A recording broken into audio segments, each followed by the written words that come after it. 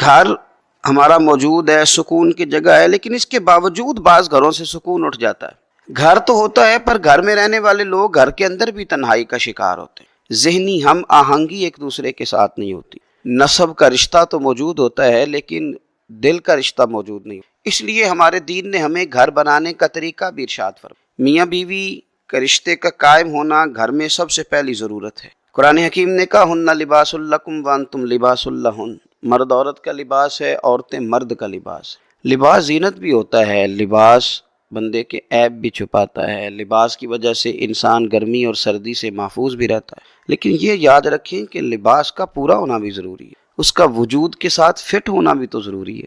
لہذا میاں بیوی کے رشتے کے اندر ایک دوسرے کے ساتھ ذہنی ہم آہنگی کا ہونا، ان کے مزاجوں کا ایک دوسرے کے ساتھ اتفاق کا ہونا، فٹ ہونا، یہ بھی بڑا ضروری ہے۔ نبی پاک صلی اللہ تعالیٰ علیہ وآلہ وسلم نے ارشاد فرمایا دنیا ایک متاع ہے اور دنیا کی بہترین متاع نیک بیوی ہے۔ جس کو یہ میسر آ گئی اس کا گھر بن گیا، اس کے حالات سنور گئے۔ اور حضور صلی اللہ تعالیٰ علیہ وسلم نے ہمیں گن کے بتایا تھا، گن کے فرمایا 4 چیزوں کی وجہ سے لوگ نکاح کرتے ہیں: مال دیکھ کر، حسب نسب دیکھ کر، حسن و جمال دیکھ کر، اور چوتھے نمبر پر دین دیکھ کر۔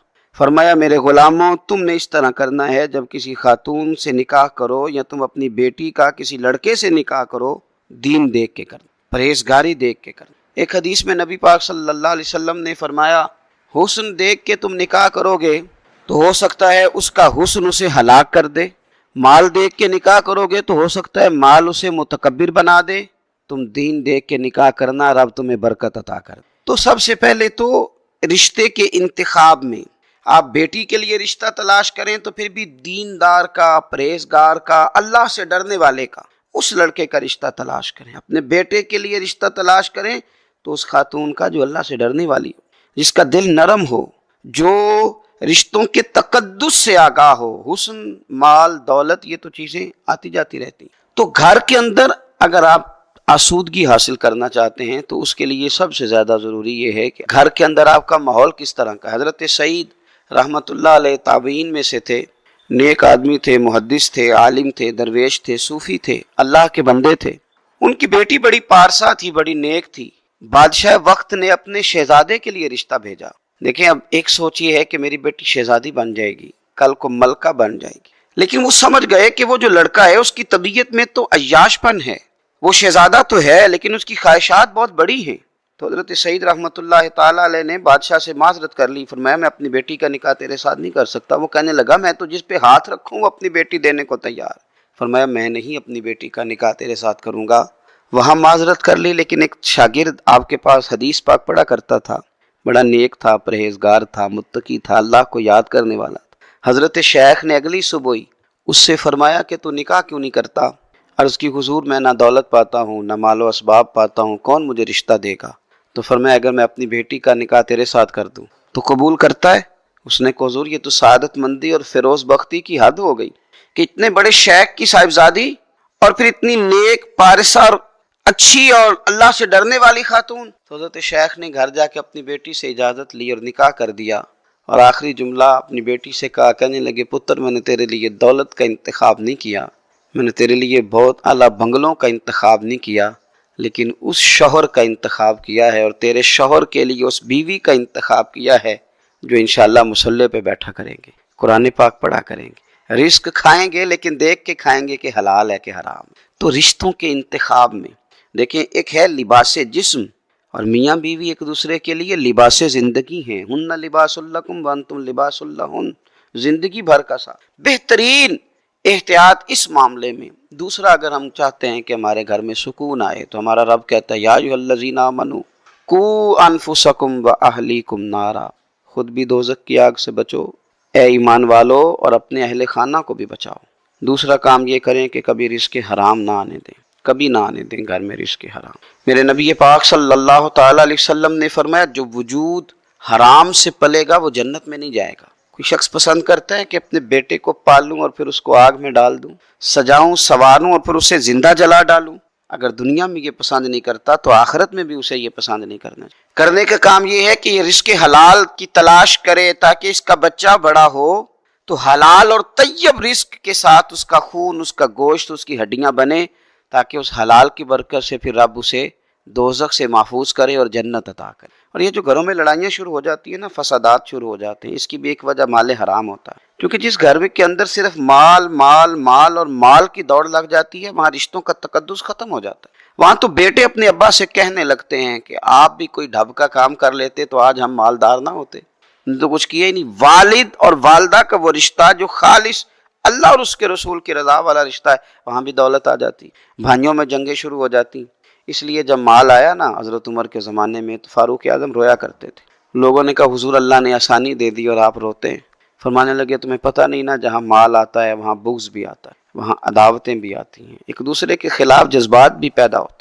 तीसरी और आखिरी बात आपकी खिदमत में ये अर्ज़ करनी है कि घर के अंदर आदाब का ख्याल करें। वो घर बड़ा ही खूबसूरत होता है जहाँ बच्चे माँ बाप का अदब करते हैं। वो घर बड़ा ही हसीन होता है जहाँ छोटा भाई बड़े का अदब करे, बड़ा छोटे पे शफकत करे, जहाँ बहनों का तकद्दुस कायम रखा जाए, जहाँ बेटियों को किसी किस्म की ज्यादती उनके साथ माली तौर पर, इखलाकी तौर पर उनको छोटा ना समझा जाए, बल्कि उनको बेटों से बढ़कर प्यार किया जाए। तो घर के अंदर अगर आदाब का ख्याल रखा जाए, कितना हसीन घर है जिसमें माँ जो कह दे बेटे कबूल करें। वो कितना शानदार घर है जहाँ बाप के लफ्ज़ों को बेटे अपने लिए हुक्म तसव्वुर करें।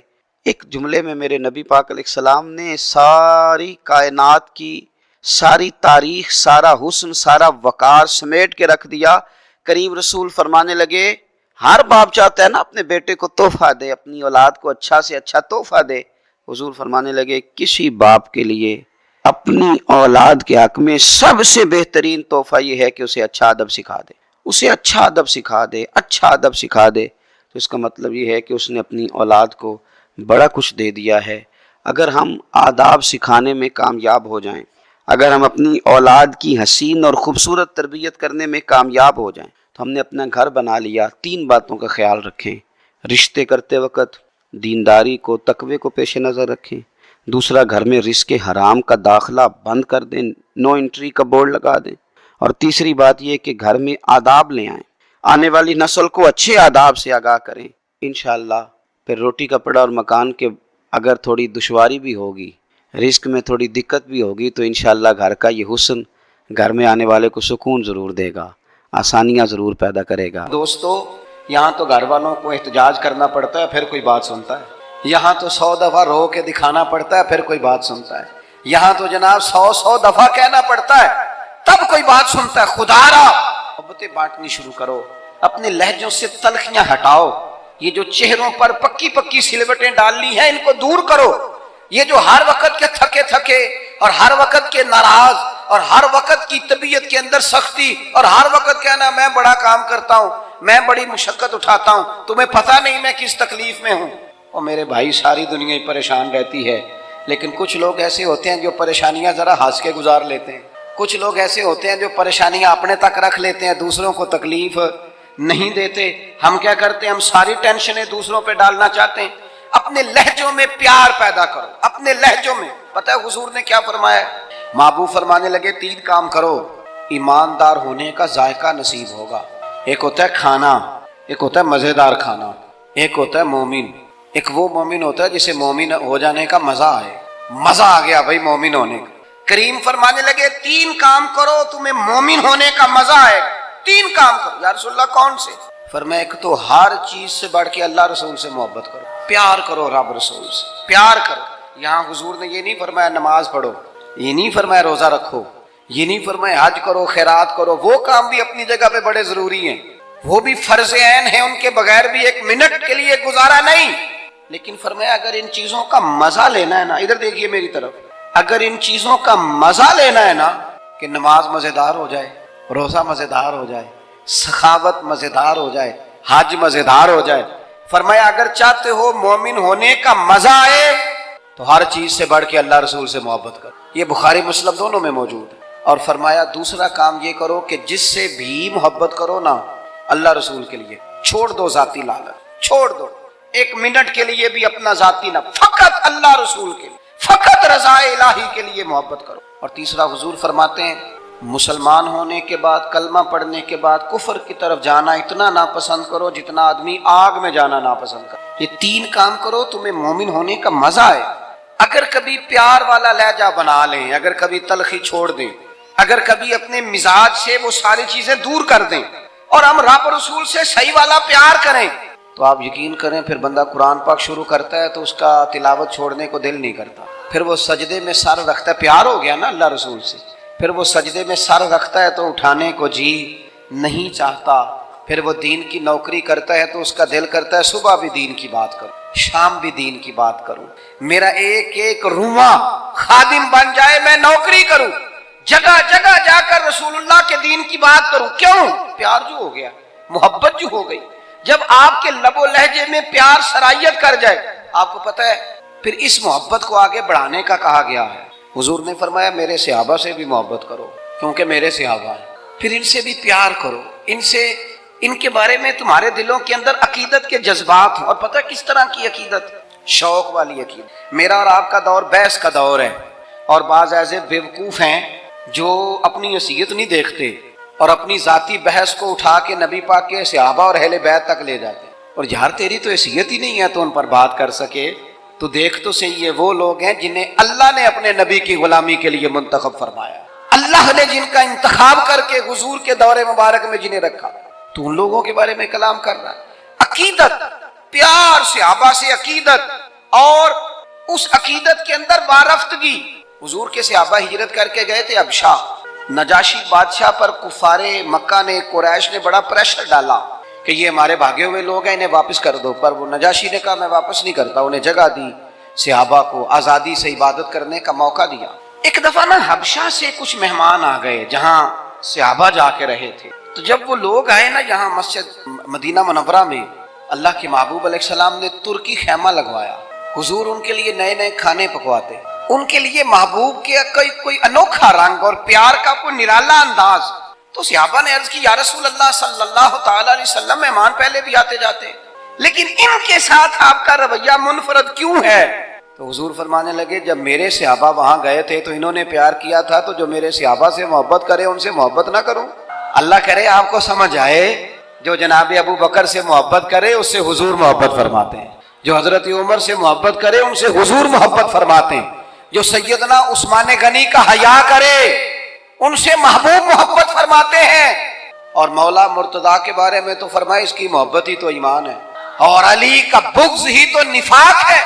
محبت، پیار، وارفتگی، شوق، ان لوگوں کے بارے میں اپنے دلوں کے اندر جذبات، اور پھر جو حضور کی اولاد پاک ہے، آپ کو پتہ ہے جو اپنے محسن کا شکریہ ادا نہیں کرتا وہ رب کا بھی نہیں کر سکتا۔ ہم تو نا اپنے اساتذہ اور مشائخ کو محسن جانتے ہیں، ہم تو اپنے بزرگوں کی اولادوں کی قدر کرتے ہیں۔ امام اعظم کہیں بیٹھے تھے تو ایک بچہ چھوٹا بار بار آتا تھا تو امام صاحب اٹھ کے کھڑے ہو جاتے، کئی دفعہ آیا امام صاحب، کئی دفعہ کھڑے ہوئے، شاگردوں نے عرض کی حضور یہ چھوٹا بچہ ہے، کئی دفعہ آئے گا، آپ بوڑھے آدمی ہیں، بار بار اٹھنے میں تکلیف ہوتی، یہ تو 100 دفعہ آئے گا۔ تو امام صاحب فرمانے لگے 1000 دفعہ بھی آئے میں کھڑا رہوں گا اس کے استقبال کو۔ حضور کیوں، کون ہے بتا ہی دے۔ تو امام اعظم رو پڑے، فرمانے لگے میرے استاد کا پوتا ہے یہ، اصلاں نال جے نیکی کریے او نسلاں تاک نہیں بھول دے، اصلاں نال جے نیکی کریے او نسلاں تاک نہیں بھول دے، تے بے اصلاں نال نیکی کریے تے پھل کنڈیاں نال تول دے۔ اور میرے عزیز، ہم تو اپنے اساتذہ اور مشائخ کی اولادوں کا احترام کرتے ہیں، اور پھر جو نبی پاک کی اولاد ہے، پتہ ہے حضور نے کن لفظوں سے اپنی اہل بیت سے محبت کرنے کا کہا ہے؟ کن لفظوں سے؟ حضور فرمانے لگے اللہ سے محبت کرو تو میں رزق دیتا ہے، اور مجھ سے محبت کرو میں اللہ کا رسول ہوں، اور فرمایا میری اہل البیت سے محبت کرو چونکہ میری اولاد ہے، اور میری طرف دیکھ کے ان سے پیار کرو۔ حضور کی اولاد کے بارے میں جذبات، وارفتگی۔ میرا ایک چھوٹے گھر سے تعلق ہے، لیکن میں نے اپنے بزرگوں کو، والدین کو، اپنی دادیوں نانیوں کو، وہ کہا تھا نا اعلیٰ حضرت نے میں خانہ زاد کوہ نہ ہوں، صورت لکھی ہوئی بندوں کنیزوں میں میرے مادر پدر کی ہے۔ فاضل بریلوی کہتے ہیں یا رسول اللہ ہم تو خاندانی غلام ہیں آپ کے گھر کے، اور آپ کے گھر میں جو رجسٹر ہے نا اس میں ہماری صورتیں موجود ہیں۔ یا رسول اللہ میرے باپ، دادا، پڑدادا، نانا، پڑنانا وہ آپ کے گھر کے غلام ہیں، اور میری دادیاں، نانیاں، پڑنانیاں وہ کنیزیں ہیں آپ کے گھر کی۔ خانہ زاد کوہ نہ ہوں، صورت لکھی ہوئی بندوں کنیزوں میں میرے مادر پدر کی۔ ہماری تو صورتیں لکھی ہیں کہ ہم خاندانی غلام ہیں، خاندانی طور پر نوکر ہیں آپ کے دروازے کے۔ ہم نے یہ دیکھا کہ پرانے لوگ جن کے مکان کچے تھے ان کے عقیدے بڑے پکے تھے، بڑے پختہ نظریات۔ یہ محرم شریف سے پہلے بڑی عید آتی ہے تو والد صاحب چاول لائے گھر میں، تو وہ چاول بڑے اچھے پکے، تو آپ کو پتہ ہے یہ گھر میں جو سامان آتا ہے یہ عورتیں پاس کرتی ہیں کہ صحیح آیا کہ نہیں آیا۔ تو وہ چاول پکائے تو اماں جی کہنے لگی یہ چاول جو آپ اب کے لائے ہیں یہ بڑے اچھے ہیں، خوشبو بھی بڑی اچھی ہے، پکنے میں بھی بڑے اچھے ہیں، بڑے عالی شان ہیں، یہ بڑے ٹھیک ہیں چاول۔ کہا چلو ٹھیک ہے، اگر یہ پاس ہو گئے تو وہ دو تین توڑے چاولوں کے آ گئے۔ کچھ دنوں کے بعد گھر میں دوبارہ چاول پکے تو ابا جی کہنے لگے وہ چاول کتنے نہیں جڑے میں ادن آندے سن، جنہاں دیاں بڑیاں تعریفاں ہو رہی سن۔ سادے لوگ، کم پڑھے لکھے، لیکن وارفتگی، شوق اور عقیدتیں اتنی انوکھی۔ والدہ صاحبہ کہنے لگیں وہ چول بڑے سوادی سن، میں رکھ چھڑے نے 10 محرم نو امام حسین دی نیاز پکاواں۔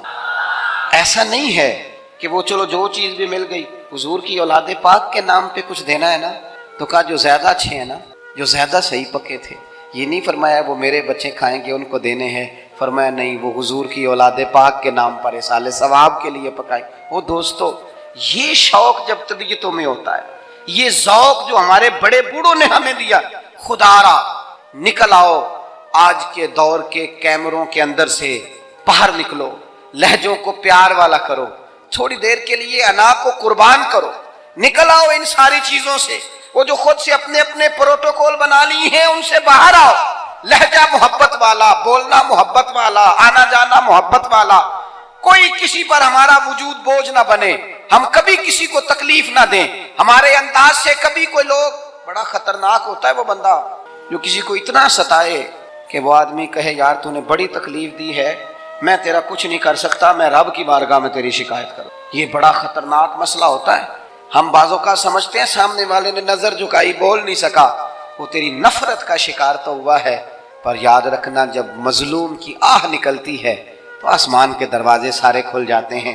نفرتوں کو فروغ نہ دو، اور پھر ایک تو خود لہجہ نہیں ہوتا پیار کا، ایک دوسروں کو بھی جب بھی سبق پڑھاتے ہیں نا نفرت کا ہی پڑھاتے ہیں بعض لوگ، الا ماشاء، کوتاہیاں بیان کرتے ہیں۔ یہ جو میاں بیوی کے درمیان لڑائی ڈالتے ہیں ان لوگوں کو پتہ ہے کہ وہ تو بات کر کے چھوٹا سا جملہ کہہ کے رخصت ہو گئے اور انہوں نے 24 گھنٹے اکٹھے رہنا تھا، ان کی زندگی کو دوزخ بنا دیا۔ یہ جو بھائیوں کے درمیان لڑائی پیدا کرتے ہیں، لڑائی، ان کو پتہ ہے کہ تو 2 جملے کہہ کے بھائی کے خلاف تو رخصت ہو گیا اور پیچھے ان لوگوں نے اکٹھے رہنا تھا، تکلیف آ گئی۔ میں ایک فیکٹری میں ایک دفعہ موجود تھا، میرے ایک دوست ہیں اس فیکٹری کے آنر، تو ان کے جو زیادہ بہترین کاریگر تھا اس کے بارے میں ایک آدمی کانوں میں بات کر رہا تھا، اور کرتے کرتے آخر میں کہنے لگا ابھی مجھے تحقیق نہیں پوری، مجھے شک ہوا ہے، میں آپ کو بتا رہا ہوں پوری تحقیق کر کے بعد میں بتاؤں گا۔ تو وہ جب جانے لگا تو میں نے اس سے کہا، میں نے کہا تو پوری تحقیق پا میں نام ہی کر، جیڑی اگ تو لائی ہے ٹھیک ٹھاک لگ گئی ہے، یہ وہ بیچارہ کام کر رہا ہے، یہ اس سے کام لے رہا ہے، ان کا نظام ٹھیک چل رہا ہے، تو صرف اس مالک کے سامنے گڈ بک میں آنے کے لیے باقیوں کا نقصان کر رہا ہے، تھوڑے سے نفع کے لیے آگ لگا رہا ہے ماحول کے اندر، اپنی ذاتی قربت بڑھانے کے لیے نفرتوں کو فروغ دے رہا ہے۔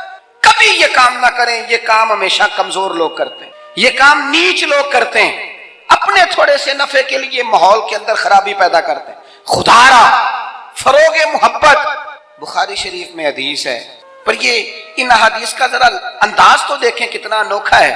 حضرت انس بن مالک رضی اللہ تعالیٰ عنہ فرماتے ہیں ایک شخص نے آ کے حضور سے پوچھا قیامت کب آئے گی؟ کریم فرمانے لگے تو اپنی تیاری بتا قیامت کے لیے، اس کی تیاری سنو، ساری عمر دی کمائی سنو، تیری تیاری کیا ہے؟ کہنے لگا حضور نہ زیادہ نفلی نمازیں پڑھی ہیں، نہ زیادہ نفلی روزے رکھے۔ پھر تیاری کیا ہے؟ کہنے لگا حضور میری تیاری یہ ہے کہ اللہ سے بھی پیار کرتا ہوں، رسول اللہ سے بھی پیار کرتا ہوں، میری تیاری محبت ہے، میری تیاری عشق ہے، میری تیاری وفا ہے، میری تیاری تیرا شوق ہے، میری تیاری تیری یاد میں تڑپنا ہے، میری تیاری صبح و شام تیرا ذکر کرنا، یا رسول اللہ، اللہ سے بھی محبت، رسول اللہ سے بھی محبت۔ حضور نے ہر عبادت کا ثواب بیان کیا، اس نے جب محبت کی بات کی تو یہاں والا کیا ثواب بیان کیا؟ تیری تیاری کی ہے کیا ہے آخرت کے لیے؟ اس نے کہا اللہ رسول سے محبت کرتا ہوں۔ تو حضور فرمانے لگے سن پھر قیامت میں ہر بندہ اسی کے ساتھ ہوگا جس سے وہ محبت کرتا ہے، یعنی عبادات پر ثواب ملے گا اور محبت رسول پر رب رسول کا قرب نصیب ہوگا، قرب مصطفیٰ ملے گا محبت پر۔ یہ بخاری ہے۔ حضرت انس بن مالک کہتے ہیں بندہ تو چلا گیا اور خوش گیا، موقع بڑا اچھا تھا، میں نے فوراً بات کر دی، میں نے کہا یا رسول اللہ صلی اللہ علیہ وسلم جو جس سے محبت کرے گا اسی کے ساتھ ہوگا. میں اللہ سے بھی محبت کرتا ہوں, رسول اللہ سے بھی محبت کرتا ہوں, ابو بکر صدیق سے بھی کرتا ہوں, فاروق اعظم سے بھی کرتا ہوں. حضور میرے لیے کیا حکم ہے؟ تو محبوب نے فرمایا فتویٰ وہی ہے, سوال کا جواب وہی ہے, عمل کی جزا وہی ہے کہ جو جس سے محبت کرے گا قیامت میں اسی کے ساتھ کھڑا کیا جائے گا. اگر تو ان سب سے محبت کرتا ہے تو ان کے ساتھ کھڑا کیا جائے. حضرت ابو ذر غفاری رضی اللہ تعالیٰ عنہ نے یہاں تک سوال پوچھا, ترغیب و ترہیب میں موجود ہے, کہ یا رسول اللہ کوئی بندہ کسی قوم سے پیار کرے پر ان جیسے اعمال نہ کر سکے, محبت میں خالص ہے, محبت میں مخلص ہے, محبت اس کی بالکل صاف ستھری ہے اللہ کی رضا کے لیے, محبت کرے اور ان جیسے عمل نہ کر سکے تو اسے کیا ملے گا؟ تو حضور فرمانے لگے محبت خالص کرے, اللہ قیامت کے دن دونوں محبت کرنے والوں کو اکٹھا فرما دے. او میرے دوستو, محبت ہی کا تو سارا تانا بانا ہے, محبت ہی پر تو سارا فیض ہے, محبت ہی پر تو کرم ہے, محبت ہی پر تو. حضور کے ساتھ ایک شخص بیٹھا تھا, سامنے سے ایک شخص گزرا, اس نے کہا یا رسول اللہ یہ بندہ مجھے بڑا اچھا لگتا ہے, میرے دل میں اس کے لیے بڑی قدر ہے, میں اس سے بڑی محبت کرتا ہوں. تو حضور فرمانے لگے اٹھ کے جاؤ اسے بتا کے آؤ, اسے بتا. اور مشکات میں یہ لفظ موجود ہے, جس سے محبت کرو اسے بتاؤ تاکہ وہ بھی تم سے محبت کرے. کیا مطلب وہ بھی محبت کرے تو بھی محبت کر, محبت ہی محبت ہو جائے دنیا میں, پیار ہی پیار ہو جائے, لہجوں کے اندر شائستگی آ جائے, ہر طرف موسم بہار کا ہو, ہر طرف بات خوشبو کی پھیلے, تلخیاں چھوڑ دیں, ناراضگیاں چھوڑ دیں. آج کل نا ہم ساری ناراض ہیں, کسی سے پوچھ لیں تو 2-4 بندوں سے ضرور ناراض ہے. وہ کوئی فیکٹری کے آنر سے ناراض ہے, کوئی اپنے آفیسر سے ناراض ہے, کوئی اپنے ملازمین سے ناراض ہے, کوئی اپنے پڑوسی سے ناراض ہے, کوئی کسی سے ناراض ہے. لہجوں میں ناراضگی آ گئی, جب بھی بات کرتے ہیں کوئی تلخ تلخ سی. اس کا نتیجہ یہ نکلتا ہے کہ ملکی لیول پر بھی جب سوال پوچھا جاتا ہے نا تو بندے گڑبڑ.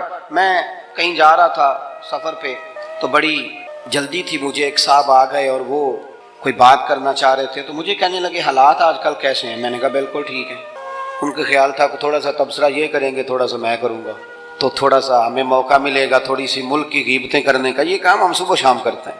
آپ یقین کریں جتنی خوبصورتی اللہ تعالیٰ نے ہمارے وطن کو عطا فرمائی, جتنے محبت کرنے والے لوگ اللہ نے یہاں عطا کیے, یہ صوفیاء کی دھرتی, اولیاء کی دھرتی. یہاں میرے نبی پر درود و سلام پڑھا جاتا ہے, یہاں حضور کے نام کے نعرے بلند ہوتے ہیں, یہاں جگہ جگہ مسجدوں میں قرآن پاک کی تلاوت ہوتی ہے. یہاں میں نے دیکھا ہے ایک غریب آدمی کو ایک خون کی بوتل کی ضرورت پڑتی ہے, 14 نوجوان لائنوں میں کھڑے ہوتے ہیں, ہم حاضر, ہم حاضر. اتنا لوگ سخاوت کرتے ہیں, لوگوں کو دیتے ہیں.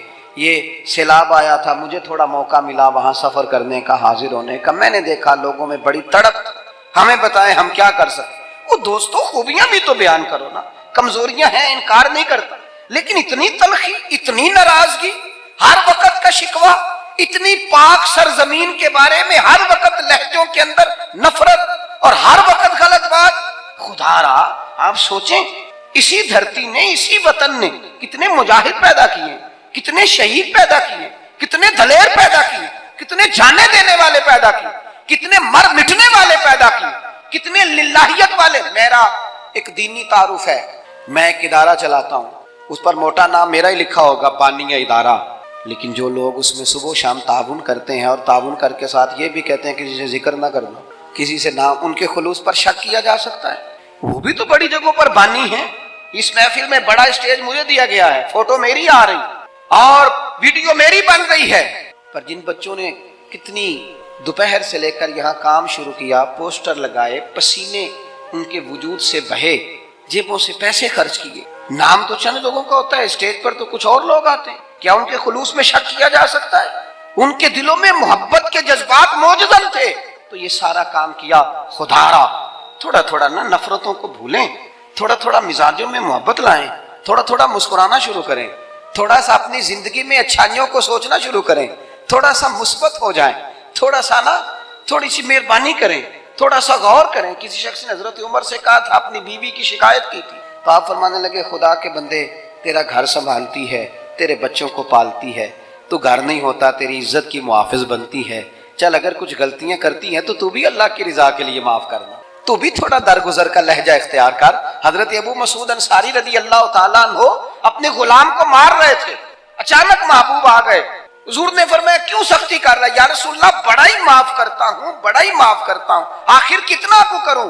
تو حضور فرمانے لگے گن کے اگر کرنا ہے تو میرے کہنے پہ 70 دفعہ تو کرنا دن میں۔ اور ایک صحابی سے حضور نے یوں بھی فرمایا پتہ ہے تیرا رب تجھے کتنا معاف کرتا ہے؟ پتہ ہے رب تجھے کتنا معاف کرتا ہے؟ تو اللہ کے بندوں کو معاف کرنے کو تیار نہیں، اپنی طبیعت سے، اپنے مزاج سے نفرت کو نکال پھینکیں، اپنے لب و لہجے میں نا محبت لائیں۔ آپ یقین کریں محبت ہو جائے نا، محبت ہو جائے تو وہ اس طرح کا روپ دھار لیتی ہے کہ کچھ چیزیں نا، وہ کچھ لوگ ایسے ہوتے ہیں جو مانگ کے لیتے ہیں کچھ چیزیں، اور کچھ کا لہجہ اتنا شاندار ہوتا ہے، وفادار اتنے ہوتے ہیں، پیار اتنا کرتے ہیں، انہیں مانگنا پڑتا ہی نہیں، وہ خود بخود سارا کچھ قربان کرنے کو دل کرتا ہے۔ انداز ایسا انوکھا